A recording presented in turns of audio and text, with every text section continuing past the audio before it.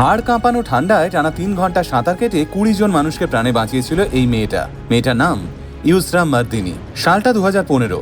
ইউসরার বয়স তখন মাত্র 17। যুদ্ধবিধ্বস্ত সিরিয়া থেকে বোন সারাকে সঙ্গে নিয়ে সমুদ্রপথে ইউরোপে পালাচ্ছিল ইউসরা।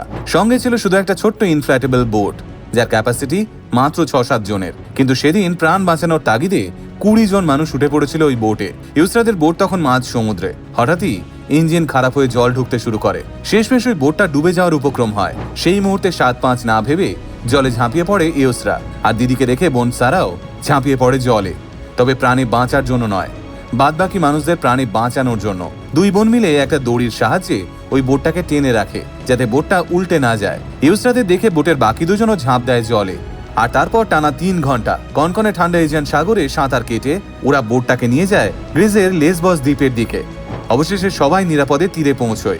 আজ সেই ইউসরা UNHCR এর একজন গুডউইল অ্যাম্বাসেডর।